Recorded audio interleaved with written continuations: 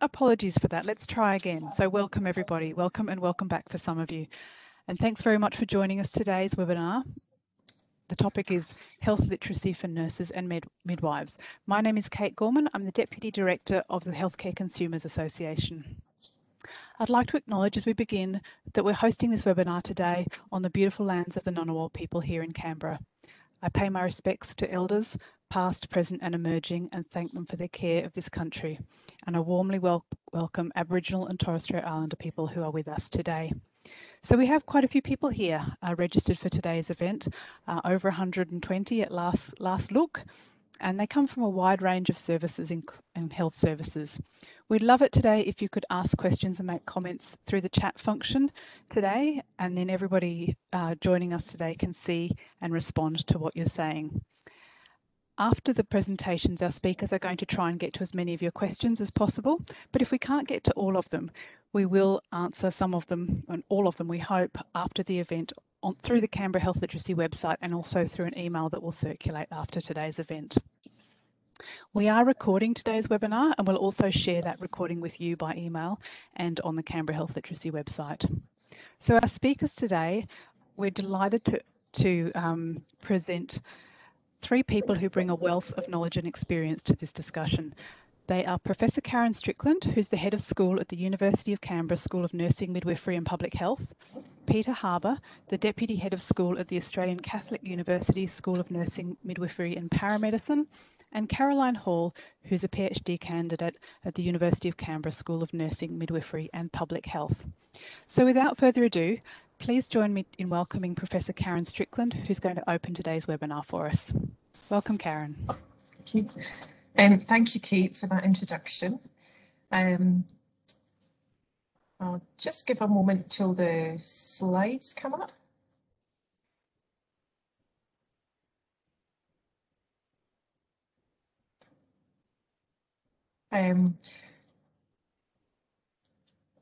We've all prepared slightly different but complementary presentations on health literacy.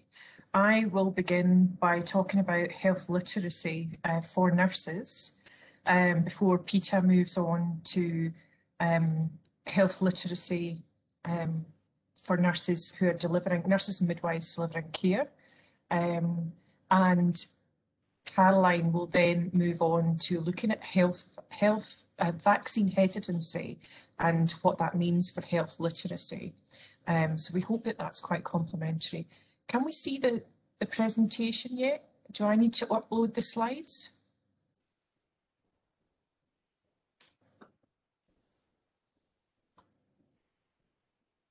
I can share the screen if that's helpful.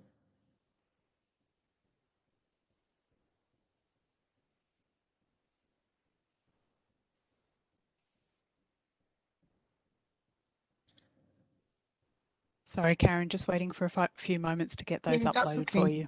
That's no bother.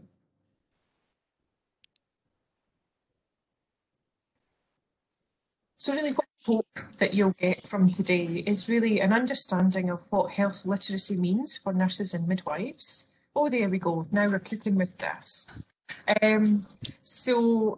What health literacy means for nurses and midwives, and how it can help you to make a difference, and why it's important, why health literacy is also important for us as individuals as well.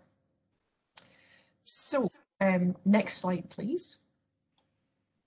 So just a couple of definitions, and I have stuck to the definitions that are obviously endorsed by the Healthcare Consumers Association, and these are the national statements on health literacy.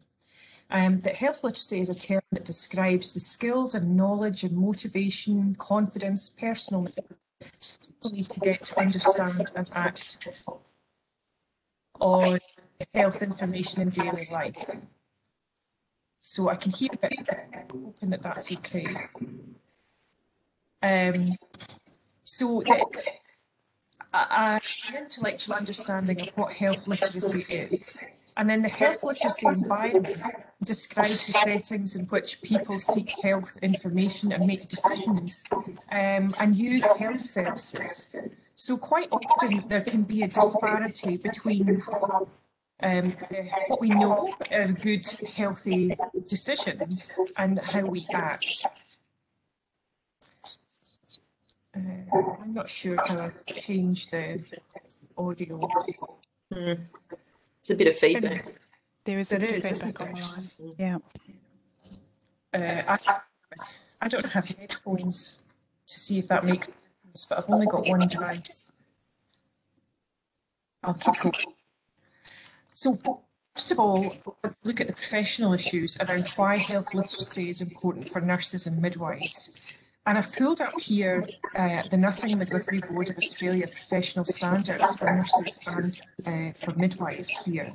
And I think there's a lot of synergies between both, even though both are very distinct professions, but really around thinking critically and analysing practice, undertaking comprehensive assessments and providing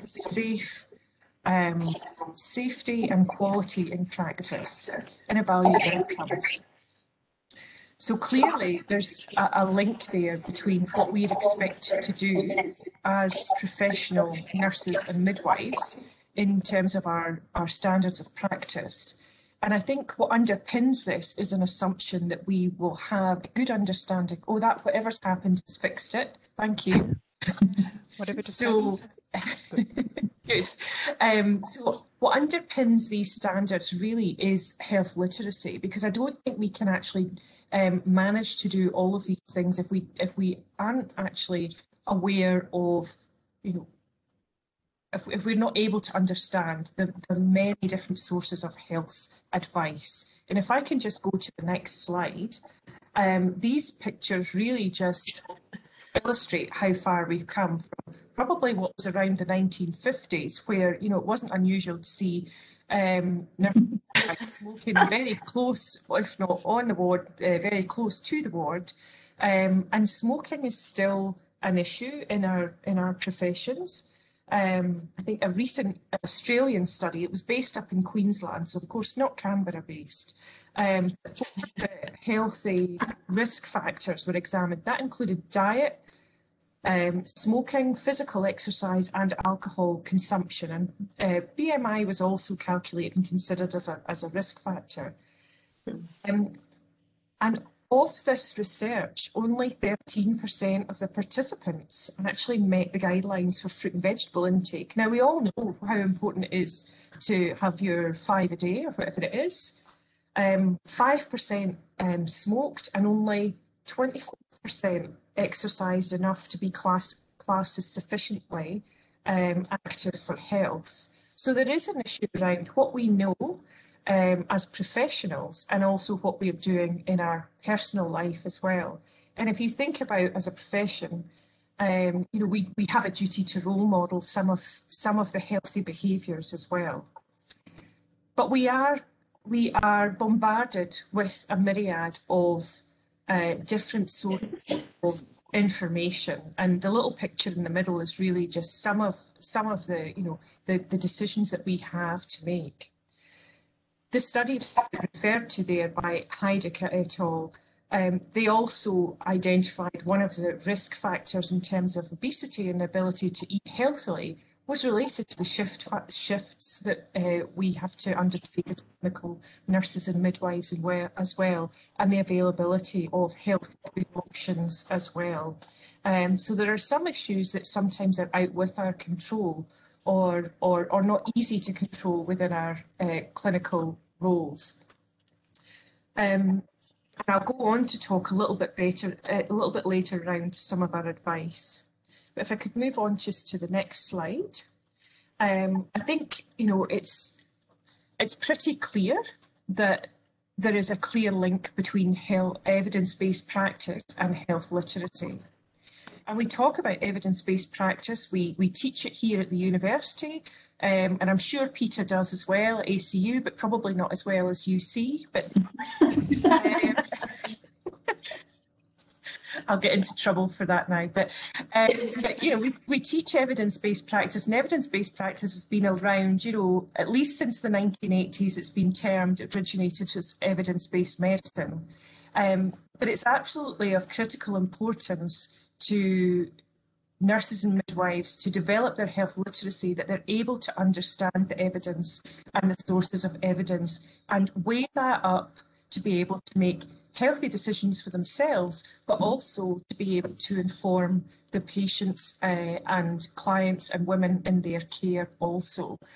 And I think that's one of the critical issues that we have, because we are bombarded with lots of different information. You know, Pete Evans, for example, is a classic example that's very prominent in the media with his claims around food and nutrition, and more recently around vaccination. Just on to the next slide, please.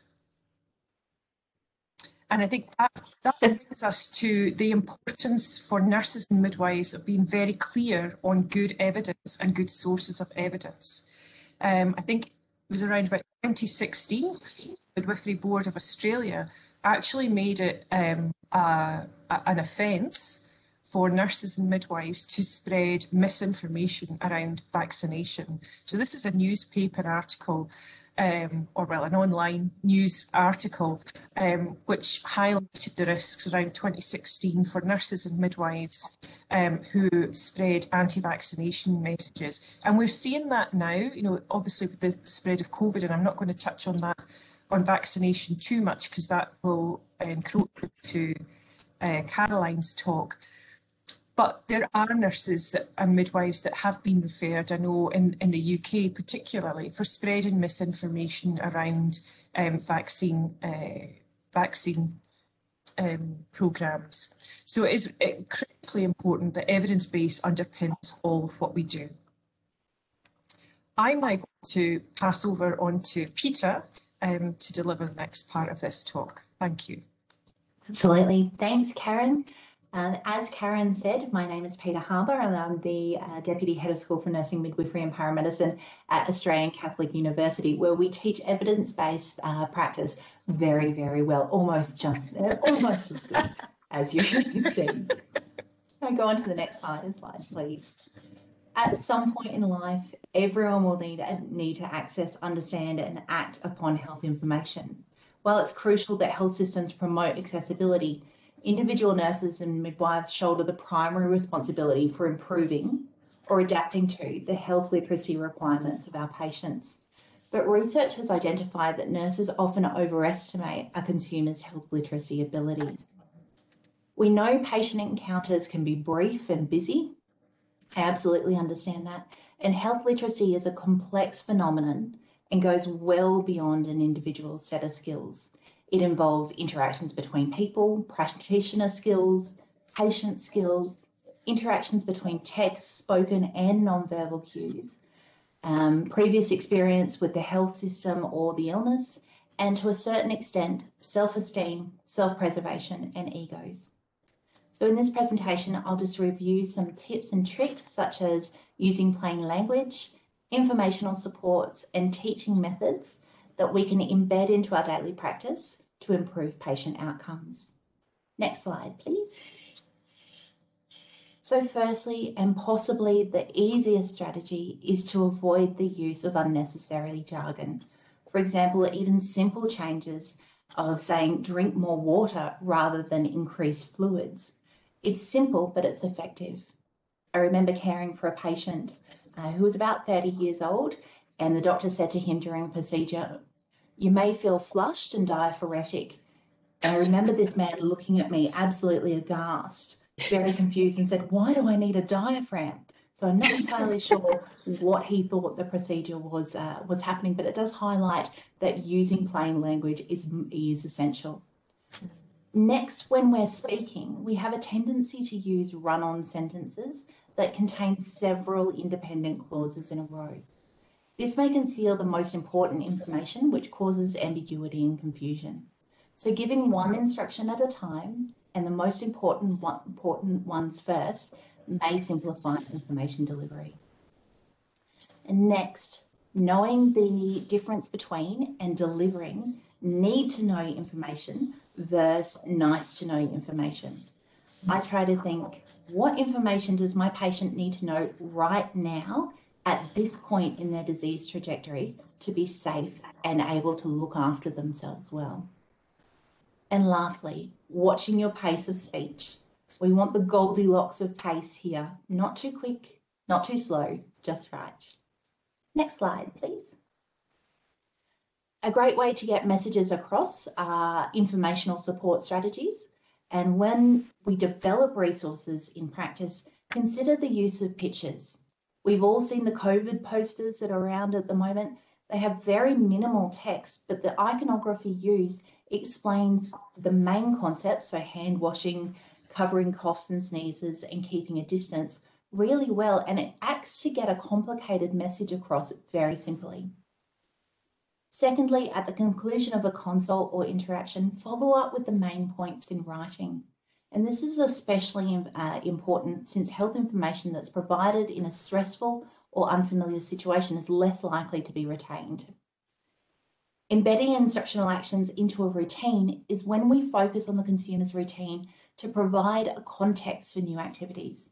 For example, rather than saying take your medications in the morning, find out if the person has a morning routine, like making a cup of tea, and suggest they take the medications while they're waiting for the jug to boil. You then embed the action into their established routine rather than them having to decipher what morning means in their own context. Knowing your community demographics is also really important for health literacy, and tailoring resources for culturally and linguistically diverse populations in your area and becoming familiar with accessing and working confidently with qualified interpreters can help lower barriers. We also often provide frequently asked question sheets or information, but research also suggests that these are far more effective when the practitioner reviews the sheet with the patient before they leave. Next slide, please. So we've all heard of strategies like teach back, or like show back, where a patient demonstrates a skill, and teach back or ask, tell, ask, which provide an opportunity for the patient to demonstrate what they've understood and perhaps what needs reviewing. Sometimes these strategies can make you feel a little awkward, especially when you start using them. So practicing these sound bites will make you more comfortable with the strategy in your daily practice. Power differentials still exist in healthcare, so normalising and not understanding information the first time is essential, as is setting expectations that you encourage questions. So try your best to create an environment where a patient can admit that they don't understand, they haven't understood information, and that's absolutely okay, encouraged, and even celebrated. A strategy that's becoming more common is for, and it's also a low-cost intervention, facilities providing question books. It may just be an exercise book for the patient to write in, the patient to write their own questions or even prompt words in the time between appointments, and written instructions can be written in the same book. It provides a record and documentation for them to refer back to. Next slide, please. So at the end, every patient is different, and what you implement for one may not necessarily work for another, but having a range of strategies in your toolbox will help you adapt to your patient's health literacy requirements. I'll now hand over to my wonderful colleague, Caroline Hall. Thank you. Thank you so much, Peter. Good afternoon, everyone, and thank you for joining us today. I'm Caroline, and I'm here to briefly present to you vaccine hesitancy among nurses and midwives, and what does it mean for health literacy. So we'll start with a recap on what actually is vaccine hesitancy. Thank you. Okay, vaccine hesitancy, as defined by the World Health Organization, is the delay in acceptance or refusal of vaccines despite the availability of vaccination services. Vaccine hesitancy is complex and it's context specific. It varies across time, place, and vaccines. It is influenced by factors such as complacency, convenience, and confidence. Those factors, which are known as the 3 C's of vaccine hesitancy, are also impacted by health literacy. So basically, vaccine hesitancy is expressed as a continuum. It's a scale that's ranging from vaccine acceptance and uptake all the way through to denial or refusal of a vaccine. In 2019, the World Health Organization stated that it was one of the 10 most significant risks to global health, obviously before COVID. Next slide, please. Thank you. So when it comes to vaccine-preventable diseases, vaccines and vaccination services, nurses and midwives are recognised as being one of the most significant trusted sources of vaccine information. And I think you may have noticed, everyone, how often a nurse gets dragged out in front of the cameras to have her COVID-19 vaccine. And this happens all the time, and is actually used as a way to reassure the public of the vaccine's safety and efficacy. So we're also responsible for vaccination recommendations and advice, for administration of the vaccines, for managing vaccination programs or schedules, and facilitating that mass rollout of vaccines that, again, we've seen with COVID-19. So I'm not sure how many of you have been to the Garran site and had your vaccinations, but basically it's an amazing setup out there where basically as you enter the treatment room, you are confronted by an army of nurses, and they're doing a great job out there. It's very impressive. So nurses are also one of the most highly exposed healthcare professionals in the community and in healthcare settings to vaccine-preventable diseases. Slide, go. So internationally, is there vaccine hesitancy among nurses and midwives? There are numerous studies out there that showing, yes, there is some vaccine hesitancy among our profession and among other healthcare professionals as well, but it is very context and vaccine specific. There is limited evidence from Australia, but we have Liask from 2008, who said that actually the nurses and midwives were happy with the vaccines that were in the National Immunisation Program, the childhood vaccines. They believed in their safety, their efficacy, and how necessary they were. Osman from 2008, now that was a local study done in Canberra. That was from Calvary Emergency Department. Some of you may have been involved in that one. And it showed actually with the nurses there, we did have a degree of vaccine hesitancy around the seasonal influenza vaccine. Pierce 2008 showed that midwives were a little hesitant around the hepatitis B vaccine for neonates. They had concerns about its safety and its necessity and really felt it was a parental choice. Now, not in Australia, but a very, very recent study that's just come out of France showed that nurses had some hesitancy around some vaccines, but yet were very confident with others and happy to take them. So the seasonal influenza vaccine, again, showed hesitancy, but the BCG being mandatory had 96% uptake. This study also showed, so seasonal influenza vaccine had some hesitancy, Hep B, which is very surprising for nurses, but again, there was some hesitancy there. And a recent study from Ghana showed that the HPV vaccine had some hesitancy for nurses. And what about our behaviours? So looking at some systematic reviews, there's some really consistent data out there that has shown that nurses and midwives, if we have a really good knowledge about a vaccine like the seasonal influenza vaccine and about the disease itself, that we are much more likely to accept the vaccine. It shows that in accepting a vaccine, we think it is safe and we believe in its efficacy, and therefore we are much more likely to actually promote it to consumers. Patterson in 2016 also found this with just vaccines in general, said that, yes, if we accept the vaccine, we believe in its efficacy, we believe in its safety, and we are therefore more likely to promote it to consumers. Now, a very, very new study that has just come out, a systematic review looking at the COVID-19 vaccine, has shown that there is a fair degree of hesitancy around that vaccine, although it's very early days yet. Basically, the nurses were anything from 40% accepting up to 63%, but that was from 2 studies in Hong Kong and 1 from Israel. So it'd be really interesting to see how that pans out in the next few years.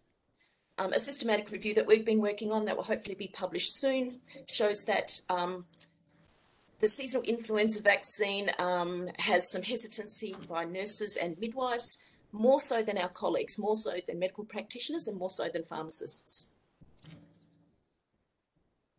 So we're all aware of the benefits of vaccination. We know that it's really good for our own health and well-being, for our occupational health and safety, also for the safety of our close contacts, of our family, friends, colleagues, and also our patients.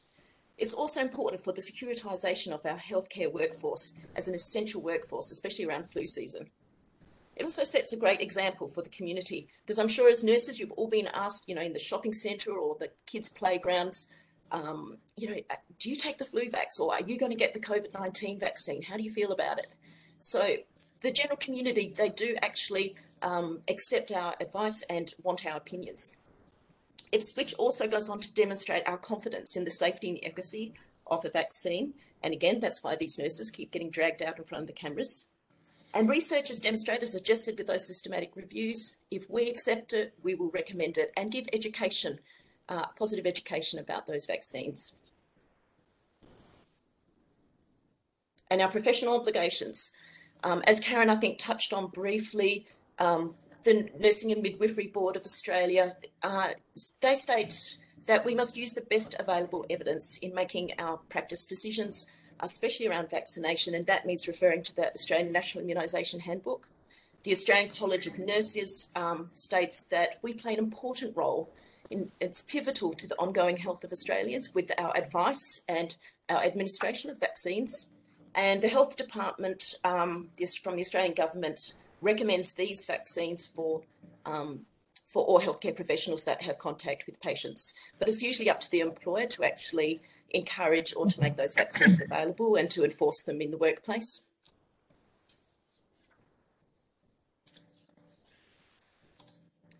So the impact of nurse vaccine hesitancy on health literacy. Well, if we as nurses and midwives are vaccine hesitant, it will impact on our communication with healthcare consumers. Our attitudes and our beliefs will shape the advice we give, the knowledge we impart, and how confident we feel about discussing evidence around vaccine-preventable diseases and the vaccines themselves. So nurses and midwives play a significant role in health literacy around vaccination decision-making. So our role to communicate effectively with consumers about the vaccine benefits, the risks, yes, the risks as well, the value and the need for vaccinations and vaccination safety. So health literacy aids consumers to make the appropriate health decisions through accessing information and resources and to meet those complex health needs. Many consumers, especially those from culturally or linguistically diverse backgrounds, have poor health literacy and may find it really difficult to navigate the healthcare landscape. I know when you look at the immunisation schedule and even the rollout of COVID-19 vaccine, there has been some complications, and sometimes it's not always easy to work out what's going on or what comes next. So nurses can help navigate these systems. Basically, we can provide the information, identify barriers to vaccination, and guide consumers through these complex steps. So it is believed that nurses and midwives have the knowledge and experience with vaccines to demonstrate the confidence and safety and to understand the value of vaccination at a community level. So to improve health literacy, nurses have to promote vaccine literacy, which is basically just health literacy, but from the view of vaccine attitudes, hesitancy, and the determinants of why we accept a vaccine or why we don't. So lots of studies have actually shown that the majority of parents, if they're unsure, if they can't take in all the knowledge, will actually rely on the healthcare provider to actually give them good advice about the vaccine and the schedule. So how do we promote vaccine literacy or health literacy around vaccines?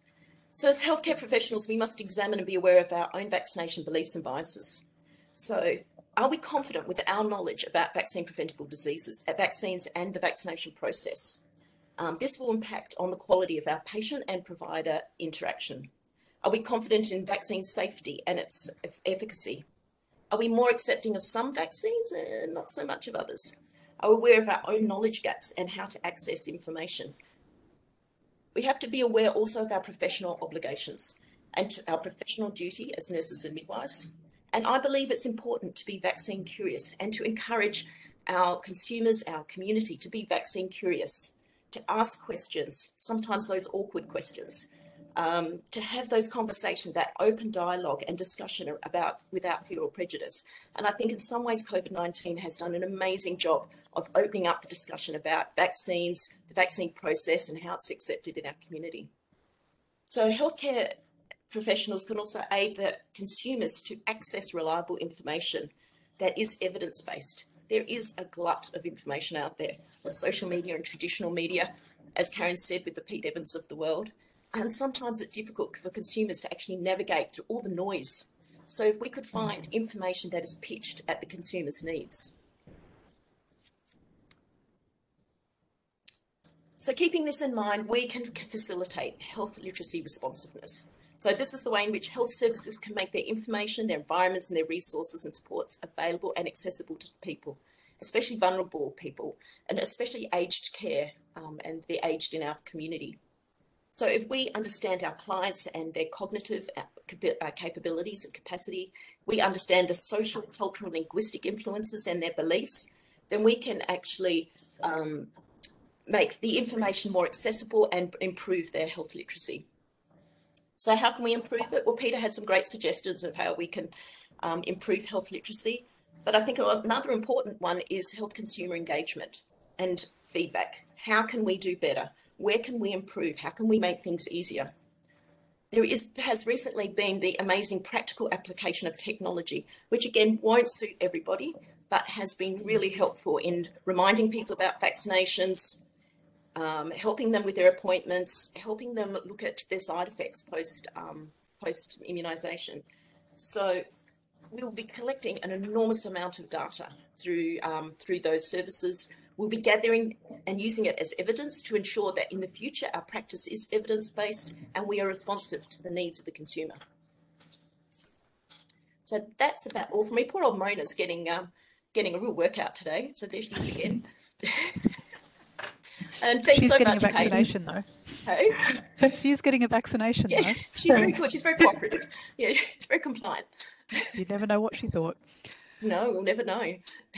Okay, thank you very much, wonderful speakers. That was a fascinating journey through health literacy and some of its applications and challenges. So I'd like to ask you a few questions now. I think we were a bit slow off the mark in the chat here, I think, but I do have some questions that have come up in our advocacy recently that I would really like your views on. So I think following on from what Caroline's just been talking about, I might just skip to this one that I think is probably for you, Caroline. As consumers, we need nurses and in fact all health professionals, of course, to have good health literacy around vaccines to help us make informed choices about what we do. How should nurses and midwives and maybe services respond if they have a colleague who's vaccine hesitant? What should they do? That's a good question. To have a colleague who's a nursing colleague who's vaccine hesitant, is that the implication? Yeah, I guess I'm asking, from a... Yeah, I mean, I think we have to fall back and rely on our evidence-based practice and our, if it's a nurse or a midwife, to actually look at our obligations as a profession and take the advice of our Nursing and Midwifery Board and look at the evidence, look at our immunisation handbooks and go out there, do the research, do the work, look at all the systematic reviews, look at our literature and gather that evidence and have those open discussions. Find out where are they hesitant? What is it with one particular vaccine or is it all vaccines? So I think A, we need to do the research, but B, we also have to be not afraid to have those discussions and talk about it. I think that's as a profession we have to do that, but also in the community as well. Thank you. And I think, that point about, there being so much evidence out there and information out there, I imagine it's difficult sometimes for nurses and midwives in the same way that it is for consumers to actually wade through the noise and find the information that actually gives you what you need from, about the question you're asking. And I know as consumers, we really rely on nurses and midwives often to help us find trustworthy, reliable information that is, answering the specific situation and questions that we have.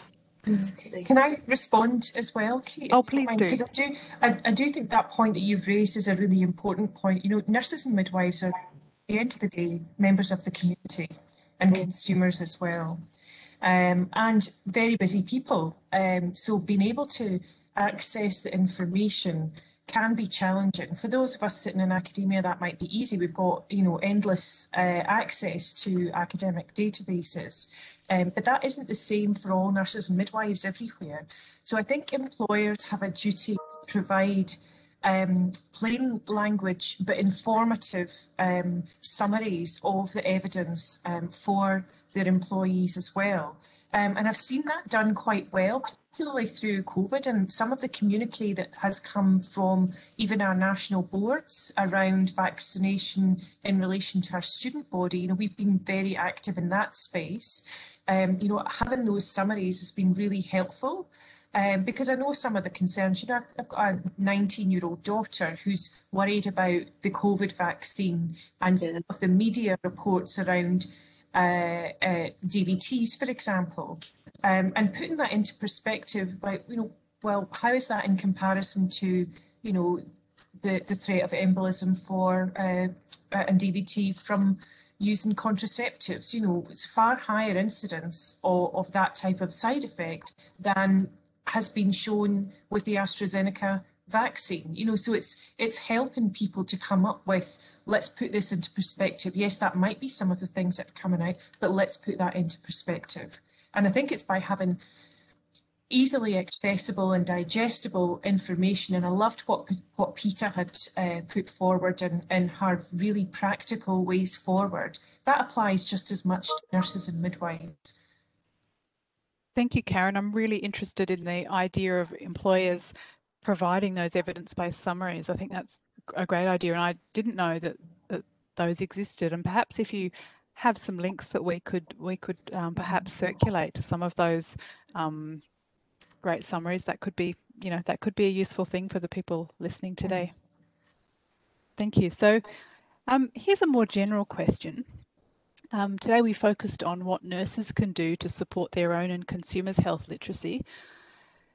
Do you have any tips about what consumers can do to get the most out of the conversations that they have with nurses and midwives? I can jump in on this one. I think it's exceptionally important that we foster that environment of encouraging questions and also admitting our own deficiencies in knowledge. So as a practitioner saying, look, I actually don't know much about this issue. This is where I'm going to go. These are some websites that I've reviewed before that can help in this space. It's also just encouraging those genuine, open and honest communications within consultations or interactions with patients, and being upfront about where falsehoods lie in misinformation comes from. It's also encouraging relationships with other healthcare providers. So talking to pharmacists, for example, can be a wonderful resource for a lot of patients, and often much more accessible than making appointments and in the short term. And it might become a reasonable strategy to talk about vaccine hesitancy or medication questions that can be answered easily and quickly and foster that sense of collaboration within practitioners. Thank you, Peter. Caroline or Karen, would you like to jump in with a tip for consumers? Yeah, I would. Thank you. I think there's two levels to this. There's what the consumers can do at an individual level, but also as a collective level, you know, like through the Health Consumers Association. But I think some tips for consumers at the individual level, we all know that consultations can be all too brief. So I think being prepared and not being afraid to take a list of questions that you need to have answered, because often consumers come out after a consultation and they've forgotten to ask, you know, really important questions. And I know that as a consumer myself, you know, you sometimes don't ask all the questions that you really went in there. So being prepared and not being afraid to have a list of questions. Healthcare professionals tend not to mind that. I think there are other things as well, you know, that you can ask to record consultations as well. I was involved nearly 20 years ago now doing a Cochrane review on information given when someone's given the first diagnosis of breast cancer. And that looked at different methods of communicating that. So just a verbal communication, written pamphlets of, you know, summaries, but also recorded. You know, so some of these strategies really help with the retention of information as well. So asking about supplementary materials for consumers, to take away at an individual level. But I think as a collective, I think healthcare consumers, and I'm not just saying this because, we're here today, but I do think the Healthcare Consumers Network is a really fantastic network for acting as a collective and having the consumer voice on any health information that's produced for particular cohorts. That is really important so that we do get that information right. And I sat on a grants panel yesterday for Cancer Council and the ACT, and we had a consumer on that grant panel. And it was so important to have that voice in the panel to be helping to make the decisions where we spend money for research in cancer, because it has to be what's important to the consumers. Thank you, Karen. I really like the, that idea of preparing. We've all had that experience of going into a health appointment and then forgetting to ask sometimes the most important thing. We all know that feeling, and it's something we do recommend that people do, and there are a number of tools that consumers can use. And I really liked the idea that Peter shared earlier about the question book. I hadn't heard of that before, but I think that's a really good one. Thank you very much. Okay, so here's another one. Actually, I've just seen one in the chat that relates to what we've just talked about. A person has asked, do you think healthcare facilities will ever get to the point of recording consultations? Sorry, it's just scrolling up. Recording consultations for consumers and their records. I think that happens already in pocket. And I think my personal view is that the consumer has a right to request that the consultation's recorded as well. But, as I said, that Cochrane review that I was involved in, it's nearly 20 years old, and it was happening then, but again, in pockets. It's not been sustained. Yeah, absolutely. And I think that's my experience from talking to consumers, Karen, as well, that you can get a variable response to asking for a consultation to be recorded, but it's incredibly useful because, often the stress and the anxiety of the moment can mean that even if you hear the information, you don't retain it. We're kind of familiar with that feeling too. Okay, so somebody else has just asked, in terms of jargon and possible language and terminology differences across the professional groups, do nurses and midwives find themselves translating information provided by other healthcare providers, for example, doctors and allied health practitioners, or having to stitch together the threads of information provided to a patient or a carer from a variety of practitioners when there might be actual or perceived differences in the information? So I suppose, acting as a translator and sense maker of the different practitioners. Would anyone like to comment on that?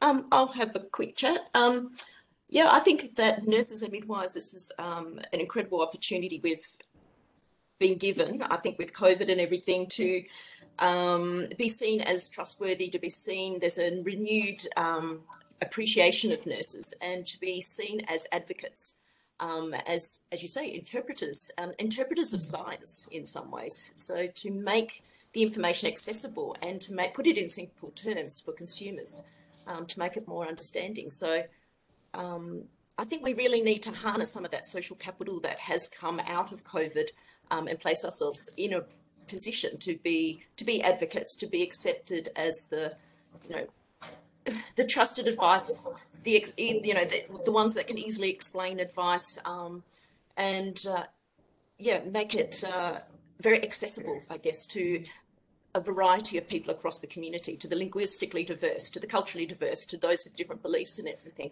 I think that very holistic approach is very much part of nursing and midwifery.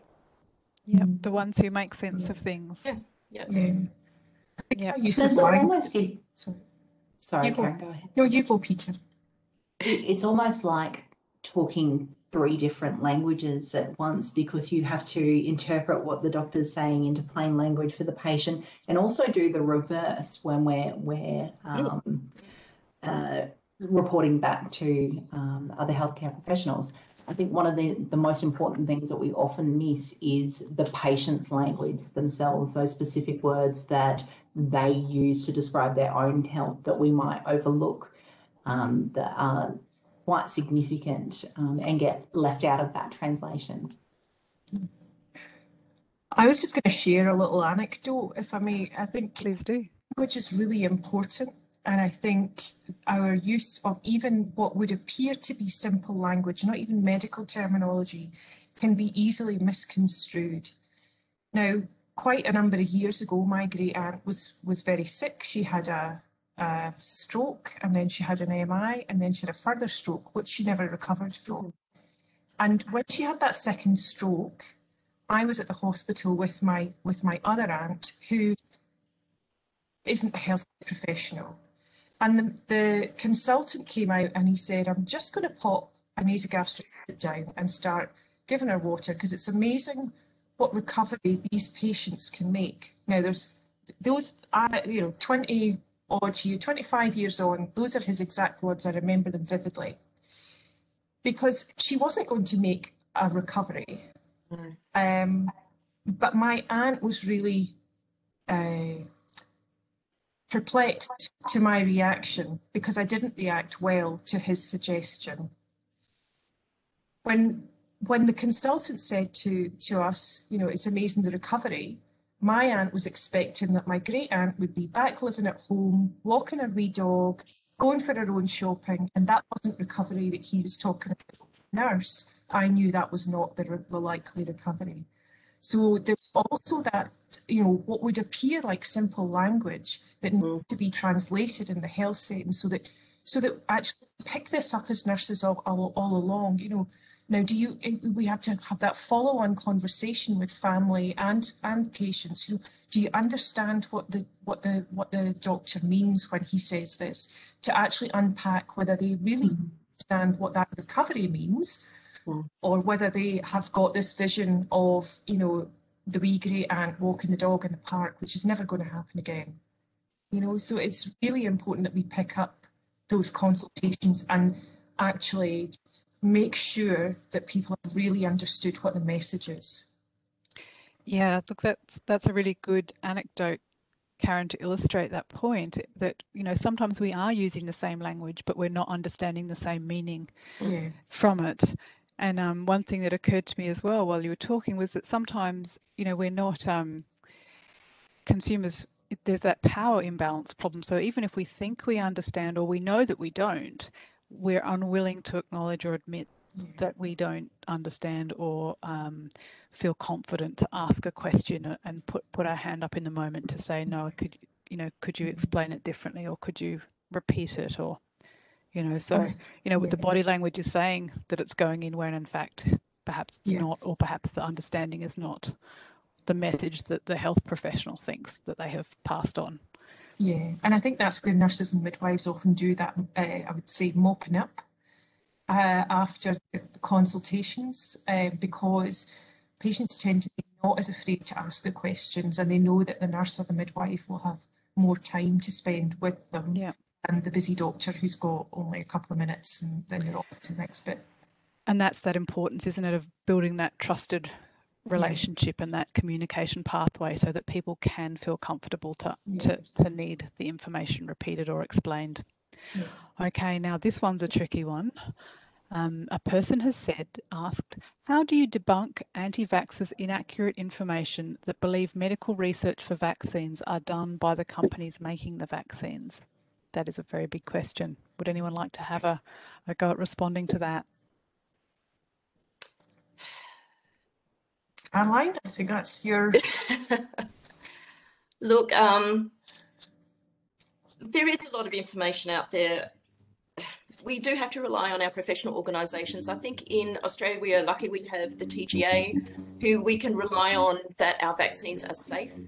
They're not always 100% effective, but very few of them are 100% effective, but they are safe. And in some cases, they're all we've got. I think there is always going to be a portion of the population who are, I think, science deniers, I guess. I don't really like anti-vax, but they're science deniers, because it won't just be vaccines they're against. There'll be lots of things they're against, like vegetables. So there are a lot of people out there who are not going to listen to the data, or not going to listen to nurses' advice and all the information. So in that very small population, which is only about 5%, that, you know, you're not going to be able to change their minds.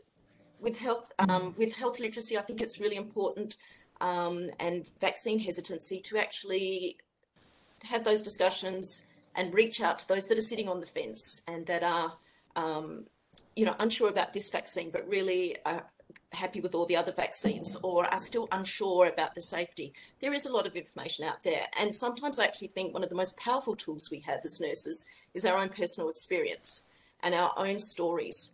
I mean, you can tell people darker sometimes until you're blue in the face and say, look, 85% of nurses take the flu vaccine because they think it's safe and, you know, and effective, and they still won't listen. But sometimes I think that qualitative approach, that, you know, look, I've been there, and I know it's difficult sometimes, but I've been sick and I've, you know, continued to have the flu vaccine. I know what it's like. I don't want to have the flu again. I'll go the flu vaccine.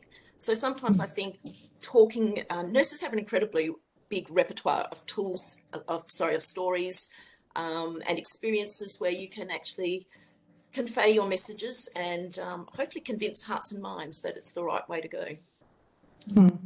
I think it's also important too to understand there's a big difference between vaccine hesitancy and the anti-vax movement. Yep, sure. Very different cohorts. Absolutely. Yep.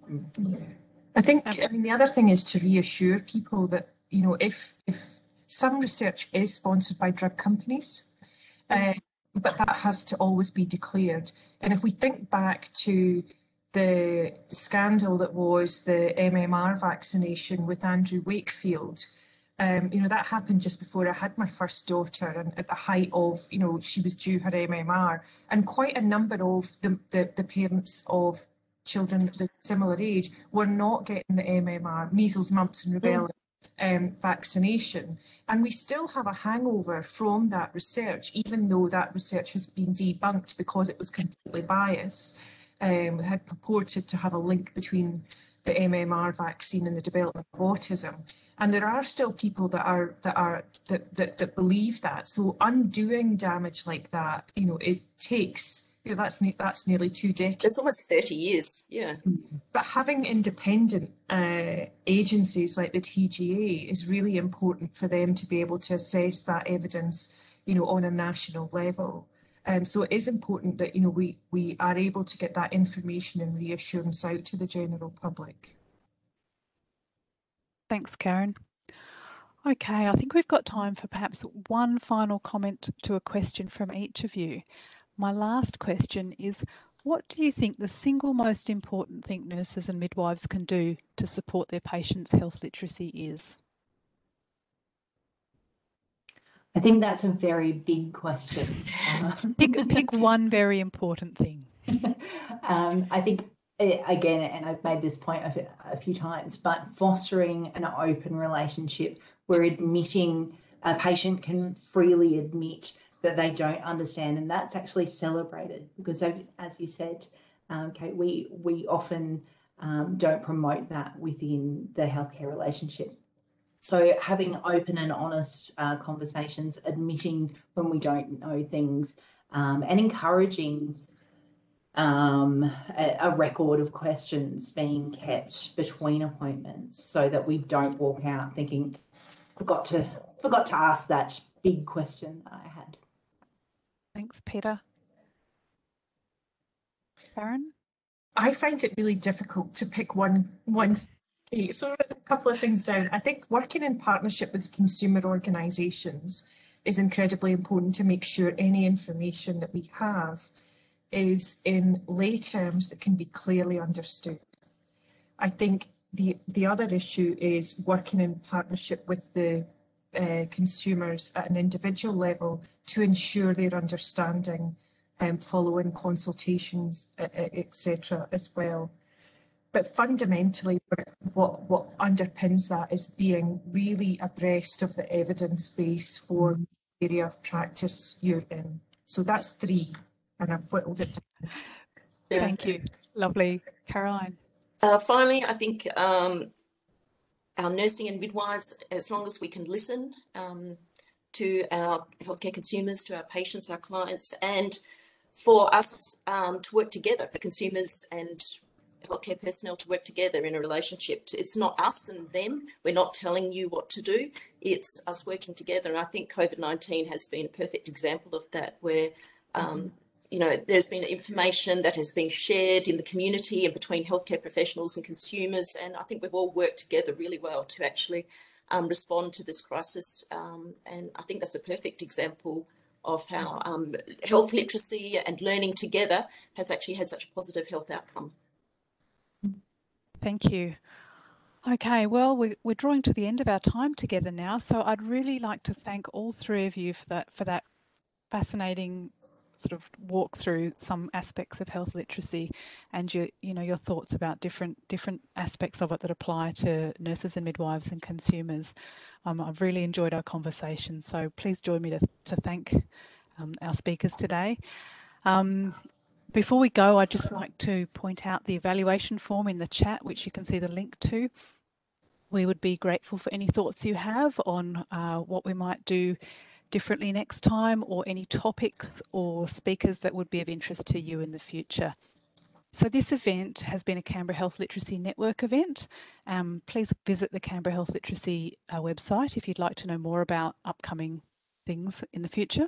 And you can also email or phone my organisation, the Healthcare Consumers Association, to find out more information. And there's plenty coming up this year for health professionals and consumers to get involved with topics and events around health literacy.